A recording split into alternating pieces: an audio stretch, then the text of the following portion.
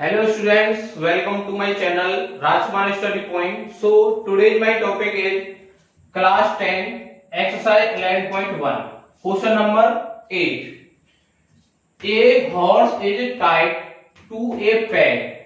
Question आपसे क्या बोल रहा है, एक हॉर्स है वो बंधा हुआ है पैग माने की एक खूंटी से। जैसा आप शेप में देख पा रहे हैं कि हॉर्स है वो एक खूंटी से बंधा हुआ है।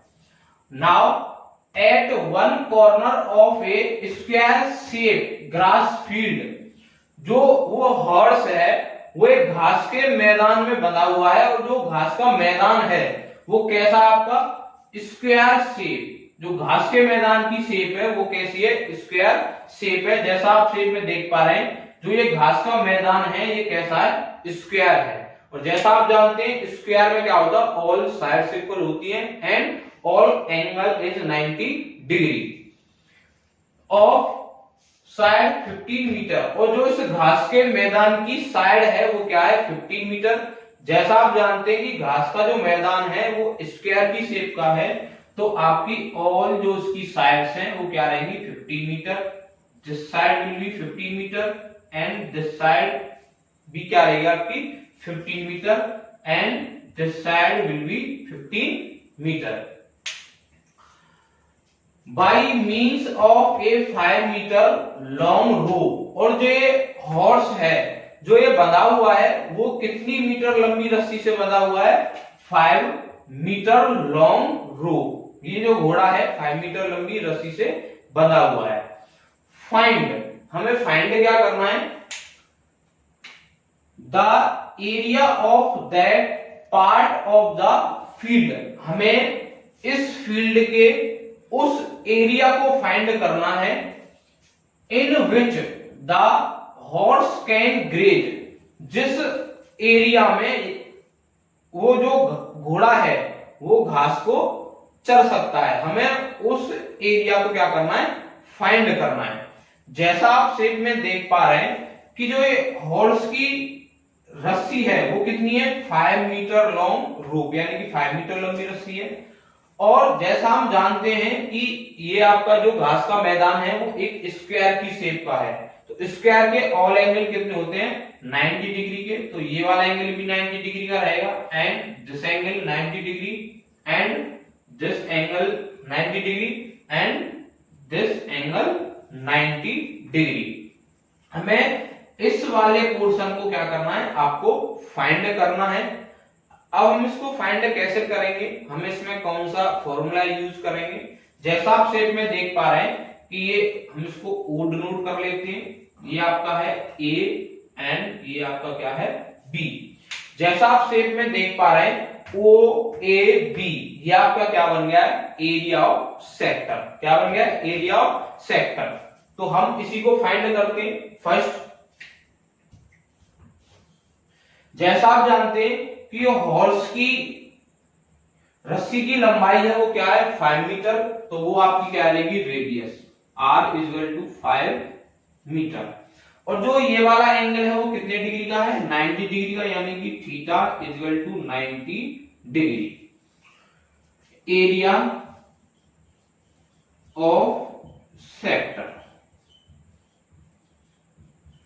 एरिया ऑफ सेक्टर आप जानते हैं क्या होता है, theta upon 360 degree into pi r square is equal to, theta की जो वैल्यू है वो क्या आपकी 90 degree upon 360 degree into pi की वैल्यू उसने बोल रखा है हमें यूज करनी है 3.14 इंटू आर की जो वैल्यू है वो आपकी क्या है 5, यानी कि 5 का square.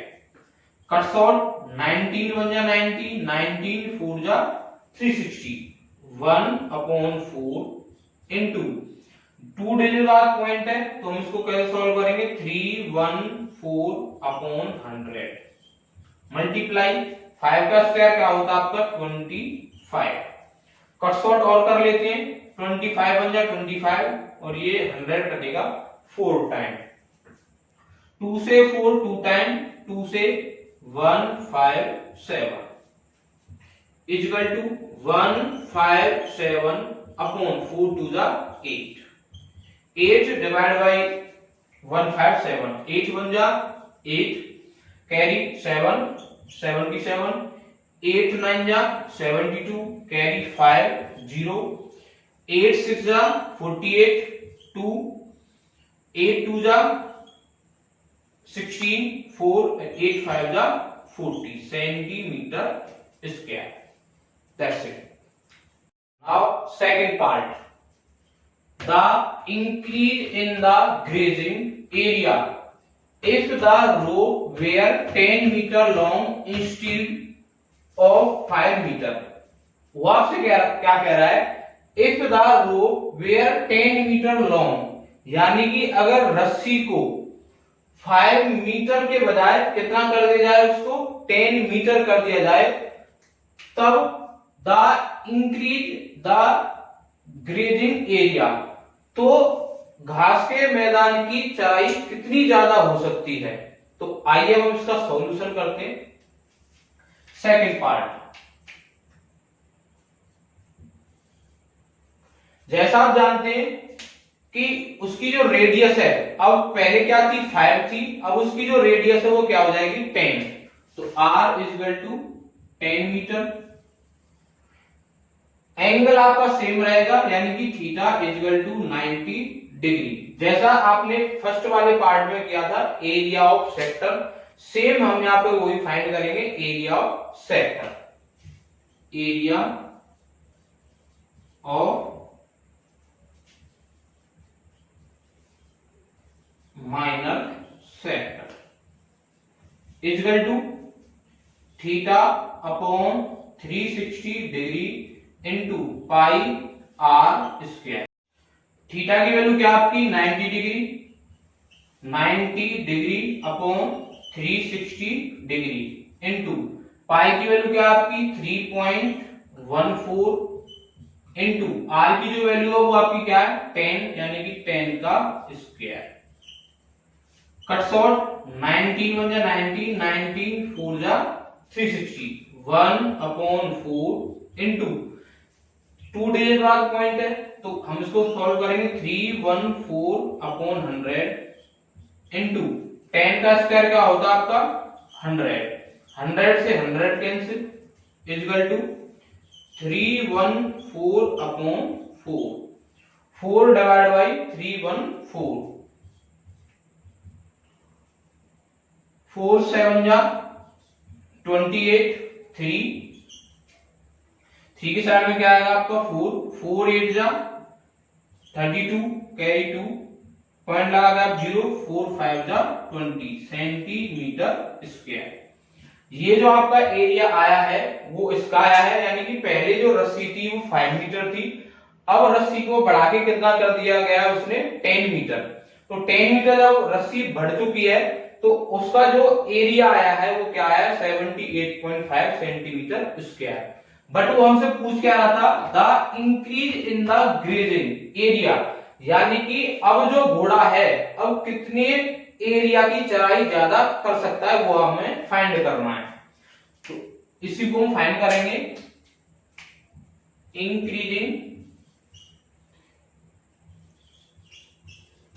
Increase in the area is equal to 78.5 minus first वाले का जो हमने आंसर किया था जिसमें आपकी रेडियस 5 थी, उसका जो आंसर आया था वो आया था 19.625, यानी कि ये तो जो एरिया है वो आपका क्या कब आया था निकल के, जब उसकी रस्सी की लंबाई 10 मीटर हो तब तो ये आया था. जब उसकी रस्सी की लंबाई 5 मीटर हो तब एरिया फाइंड होके ये आया था. अब हमें ये फाइंड करना है कि जब उसकी रस्सी की लेंथ 10 मीटर हो जाए तो वो कितने एरिया की चौड़ाई ज्यादा कर सकता है. तो जब हम इसमें से इसको माइनस करेंगे तो आंसर आएगा आपका 58.875 centimetre square. Question number 9, A brooch is made with silver wire. Question में क्या बोला है, एक ब्रॉच है वो किससे बना हुआ है सिल्वर वायर से. In the form of a circle with diameter 35 millimetre.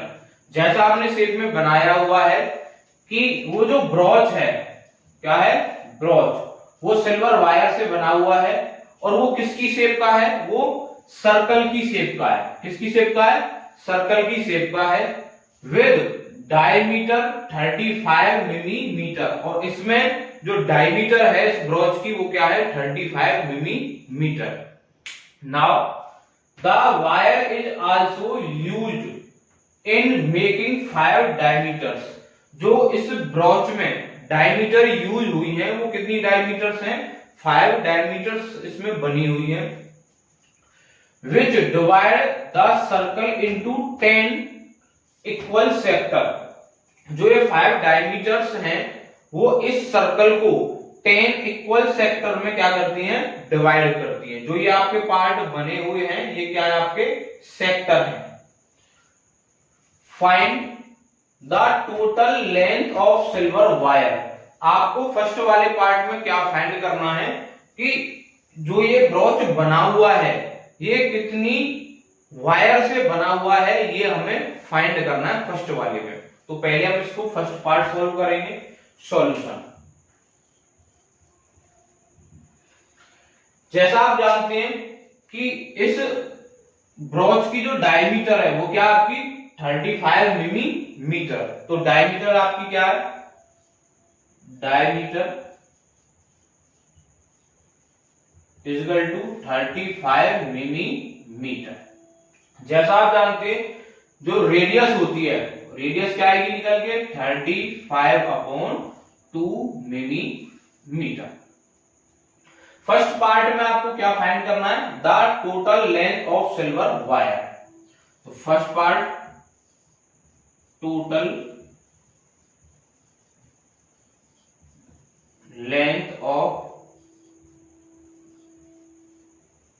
Silver wire is equal to, जैसा आप जानते हैं कि जो ये ब्रॉच है यानी कि ब्रॉच सर्कल की शेप का है और आपको जो ये सर्कल की सरकमफ्रेंस है ये भी किससे बनी हुई है, सर्कल, सॉरी, वायर से। तो आपका क्या आएगा, सरकमफ्रेंस